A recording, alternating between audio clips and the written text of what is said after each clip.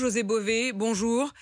Vous êtes Bonjour. l'invité de 7h40 ce matin et cette colère, elle vient de loin parce que quand on vous écoute, au fond, on vous a découvert, vous, votre moustache, votre propos, votre incarnation des campagnes françaises et d'une certaine paysannerie, d'un monde agricole. En 99, lors de la contestation, les arrachages d'OGM, le démontage du McDo de Millau.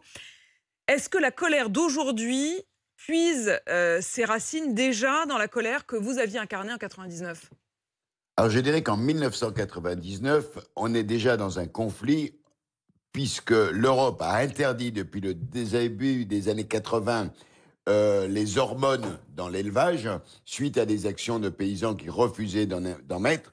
Et qu'en 95, quand l'Organisation mondiale du commerce se met en place, les États-Unis veulent exporter vers l'Europe du bœuf qui a été traité aux hormones. L'Europe résiste, l'Europe est condamnée par le tribunal de l'OMC, l'Europe va en appel et elle est recondamnée et les États-Unis ont le droit de surtaxer à 100% des produits européens qui arrivent sur le sol américain.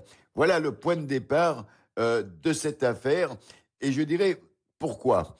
Pour une raison très simple, c'est qu'il y a, avant que l'OMC soit mise en place, un tour qui s'appelle l'Uruguay Round, dans lequel se négocient les nouvelles règles agricoles mondiales. C'est déjà la Et question dans- presque de l'Amérique du Sud et de l'alter. et c- Alors à l'époque, vous appeliez ça altermondialisation. Oui, c'était même bien, enfin c'est 10 ans avant. Mais le problème à ce moment-là, c'est qu'on dit à l'Europe, il faut changer radicalement de politique agricole.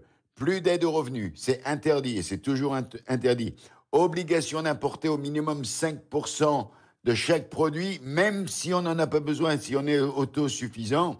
Et troisième règle, c'est le prix mondial qui sera maintenant la référence dans tous les échanges, et y compris en interne dans les pays.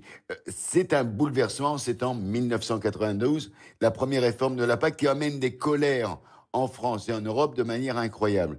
Et bien, suite à Est-ce que ça, José Bové, vous soutenez la colère aujourd'hui? Est-ce que vous estimez que la colère d'aujourd'hui, elle est aussi légitime que celle que vous avez vécue en 99? je dirais qu'elle est aussi légitime et que lutter contre cet accord de libre-échange et contre tous les accords de libre-échange est aujourd'hui une responsabilité évidemment syndicale au niveau des paysans, mais je dirais de toutes les hommes et femmes politiques et je dirais aussi de l'État et de la Commission européenne. Mais on ne pourra gagner cette bataille que si on change les règles du jeu et que si on respecte à la fois les droits humains, c'est-à-dire les droits du travail, le droit à l'environnement et qu'on soit en capacité d'intégrer dans tous les accords commerciaux des règles internationales qui soient justes et qui ne profitent pas à quelques multinationales qui veulent imposer leur logique commerciale. Est-ce que ça veut dire que aujourd'hui, ces règles peuvent évoluer? C'est-à-dire que quand on vous écoute, alors qu'on sait que pendant ce temps-là, Emmanuel Macron est en Amérique du Sud et qu'il a beau dire qu'il ne veut pas de cet accord du Mercosur, il est en train de se faire sans nous, en quelque sorte, cet accord. Est-ce que vraiment les règles du jeu peuvent changer si elles n'ont pas changé depuis 99?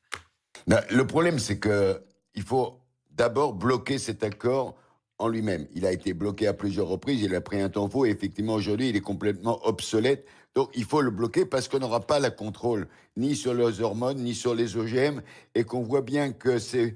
Alors certains disent c'est pas parce qu'on rajoute 1% d'importation, mais 1% plus 1% plus 1%, ça devient invraisemblable. Et les États-Unis, suite à notre conflit du bœuf aux hormones, n'ont pas été... On a bloqué les hormones, mais l'Europe a été obligée d'accepter 1, 2, 3% de plus d'exportation depuis les Donc États-Unis. il y a eu des contreparties. José Bové, quand on écoutait tout à l'heure Emmanuel Le Chypre qui nous disait qu'il y avait eu quand même, il y a des gagnants à ce Mercosur. Il y a notamment la filière viticole et dans une moindre mesure la filière laitière. Qu'est-ce que vous leur dites à eux? Eux, ils disent, bah, nous, ça nous arrange de pouvoir aller vendre notre vin, notre cognac à l'Amérique du Sud. C'est un très gros marché. Mais je dirais qu'il y a d'abord une solidarité interne aux paysans. Est-ce que l'agriculture, ça doit être la guerre de tous contre tous, entre paysans dans un même pays, dans un même continent, l'Europe? Et est-ce que c'est une guerre aussi entre des régions du monde où les paysans doivent s'affronter. Donc qu'il y ait des gagnants et des perdants n'a pas de sens quand on parle d'alimentation, parce qu'on fait tous le même boulot. Et si on doit vendre des produits parce que, effectivement, dans notre pays, par exemple sur le vin, le Brésil n'est pas connu pour son vin, par contre, il est très connu pour ses oranges, et ça n'a jamais posé un problème à personne. Donc, on est capable de construire autrement que la concurrence permanente entre le paysan. Mais la question, oui. Et que la question, effectivement, de la croissance, il y a aussi une autre colère qui sont les normes, Charles. Oui, c'est Philippe qui nous écrit sur Direct Studio. Il nous dit l'adversaire des agriculteurs, ce n'est pas seulement l'Union européenne, José Bové, c'est aussi la question des normes qu'on surtranspose en France. On entend aussi ces agriculteurs qui disent « laissez-nous bosser ». Alors, là aussi, je voudrais introduire un autre élément, mais qui va aller, je pense qu'il comprendra très bien ce que je dis, c'est que tous ces accords sont liés à des règles de produits qu'on a le droit d'utiliser ou pas en agriculture, que ce soit dans le vin, sur la viande, les céréales ou autre chose. C'est le Codex Alimentarius. Alors c'est un nom barbare, mais dans lequel on dit tout ce qu'on peut utiliser. Tous les pesticides qu'on peut utiliser, ceux interdits en Europe ou pas. Par exemple, les hormones sont autorisées dans le Codex Alimentarius. Eh bien, le Codex Alimentarius, il est adossé à tous les accords, que ce soit l'OMC ou que ce soit les accords de libre-échange. Ce qui veut dire qu'effectivement, il y a des pays qui peuvent utiliser tout et n'importe quoi, parce que dans ce codex, c'est vraiment une tromperie totale. Je vous donne juste un exemple. Pour le vin, on a le droit à 180 additifs différents pour faire du vin. Ça, c'est dans le codex. Donc, si on ne réforme pas ce qui est autorisé ou pas au niveau international, on aura toujours ce problème de mise en adéquation entre les pays les uns par rapport aux autres. Et ça, je dirais que ce n'est tenu que parce que les multinationales tiennent ce codex alimentarius. Ce ne sont pas les États qui négocient, mais les entreprises, et c'est en général en Suisse. En Suisse, effectivement, pour une sorte de terrain neutre. José Bové, vous avez été 4 fois en prison pour effectivement du fauchage d'OGM, pour le McDo. Il y a des moments de bascule. On a l'impression, à l'inverse, que ce soit la mobilisation d'il y a un an ou celle qui est en train de reprendre aujourd'hui, qu'il y a une forme de bienveillance de la part de l'État à l'endroit de cette colère. Vous comprenez ce changement ? Écoutez, moi, ça, c'est quelque chose que j'ai souvent vu. C'est vrai qu'en général, quand la FNSEA manifeste, elle n'est jamais très ennuyée. Alors là, je crois qu'ils ont quand même compris, la FNSEA, que c'était pas la peine... c'est pas vos copains, hein, José Bové, la FNSEA. Quand vous dites ça comme ça, on sent que vous avez presque l'impression, s'ils ne sont pas ennuyés, c'est que c'est peut-être des gens un peu complices. Je n'irai pas jusqu'à là, mais je dirais simplement qu'aujourd'hui, effectivement... Ils ont toujours été favorables aux accords de libre-échange. Ils ont été favorables à la mise en place de l'Organisation mondiale du commerce. Et donc, effectivement, ils ont cru à une certaine forme de commerce international. Ils sont jugés partis ou est-ce qu'aujourd'hui, quand même, ils représentent pour vous le monde agricole ? Premier syndicat officiellement, en tout cas, du monde agricole. Hein.